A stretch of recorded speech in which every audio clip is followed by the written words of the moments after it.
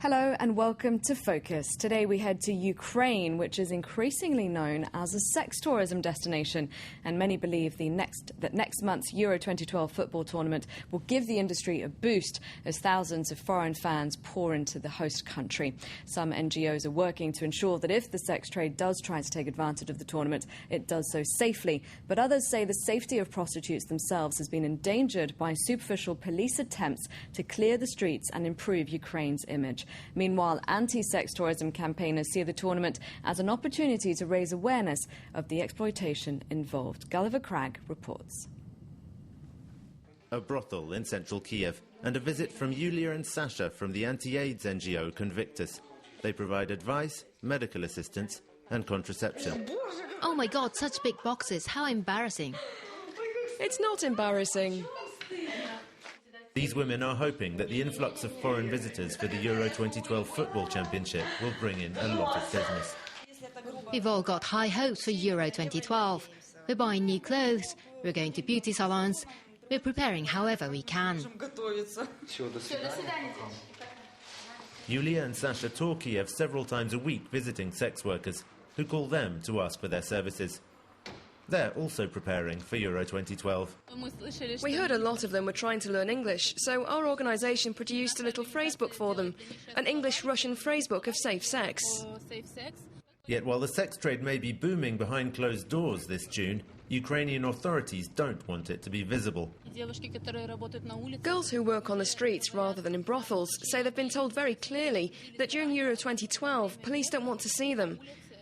So even those that usually pay off the police, they won't be out while the tournament's on. Police tactics against prostitution can be brutal. From behind masks, these sex workers gave a press conference last month to relate how they were beaten into confessing falsely to pimping. I was telling the officer the truth, but that wasn't what he wanted to hear. He got a book from under the window and threw it at my head. It was from very close range and he threw it hard.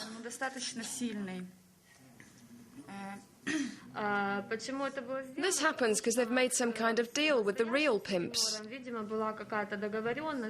Ukrainian law targets pimps, not prostitutes.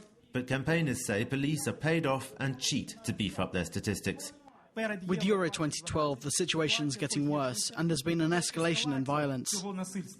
Ukraine's famous topless protesters, Femen, first emerged as a movement against sex tourism, which they see as the exploitation of disadvantaged women.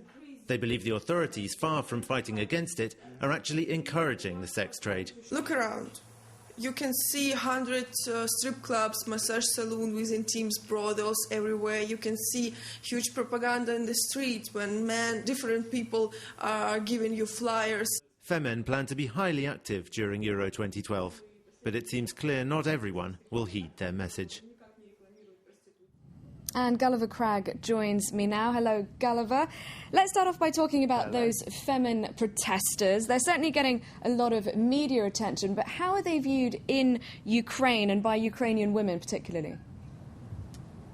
Well, you have to remember that in Ukraine the climate for the media is not that great at the moment. A lot of television stations in particular are controlled by the government or by oligarchs close to the government, so it is quite hard to make yourself heard, and Femen certainly do manage to make themselves seen and heard. So some Ukrainians applaud them for that, though others say that by starting to protest on all kinds of issues other than the exploitation of women, and by protesting so regularly, they're diluting their message. And then also there is this contradiction really at the heart of Femen, because they are, in a sense, using the objectivization of women's bodies in order to protest against the objectivization of women's bodies, and a lot of Ukrainian feminists see that as a rather stupid and even somewhat embarrassing contradiction.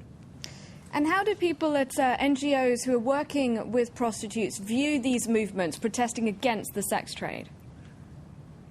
Well, Yulia and Sasha, who I interviewed in the report, said they didn't really see any contradiction between what Femen are doing and what they're doing, because, of course, Femen aren't protesting against prostitutes, but against the networks that are exploiting women and, as Femen claim, the links that these networks have with the authorities. But, of course, NGO workers see their role as being quite different. Their role is to limit the dangers and damages caused by prostitution, and particularly the spread of sexually transmitted diseases. diseases. Ukraine has the second highest rate of HIV infection in Europe, but it seems that among the community of sex workers that rate is falling slightly, and that's probably very much thanks to the work of NGOs like Convictus. There's one point also on which Yulia and Sasha in my report told me they didn't agree with Femen, which is they think that Femen, by protesting against prostitution in this big, very public way, paint a picture of Ukraine as if it's a country completely infested by the sex trade, a sort of bordello of Europe, as it were. Yulia and Sasha both think that's very much an exaggeration, and they reminded me that before the World Cup in Germany in 2006, there was also a sense that there was going to be a boom in prostitution and a lot of media interest in it, and they asked me, is it really that different? It's hard to tell, of course, because there aren't clear official statistics. Well, what's the truth of the matter about that, then? How big a sex destination is Ukraine, really?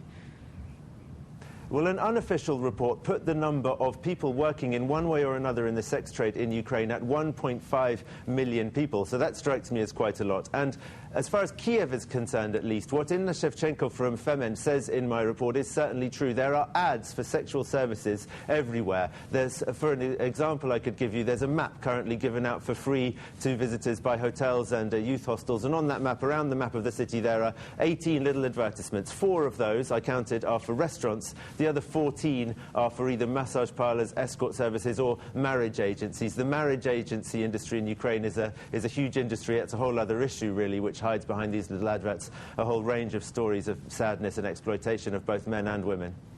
Now, not long to go before the Euro 2012 tournament. What evidence is there of preparations for that?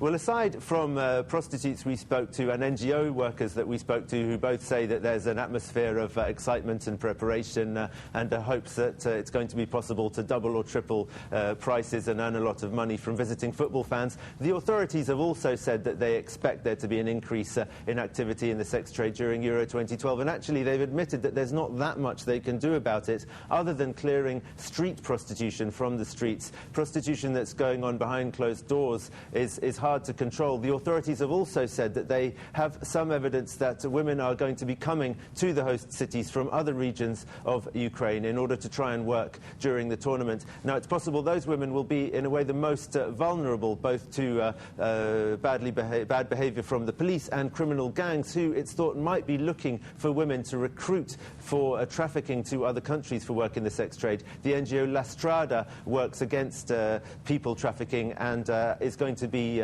increasing the number of people answering its helpline during the tournament for precisely that reason. And briefly, Gulliver, is the sex trade in Ukraine growing generally? Well, La Strada told me that they've been working for a long time in Ukraine, which was for a long time a source destination for people trafficking. Women were being trafficked out of Ukraine for work in the sex trade, and now it's also become a destination country. So I think that suggests that the overall business is growing.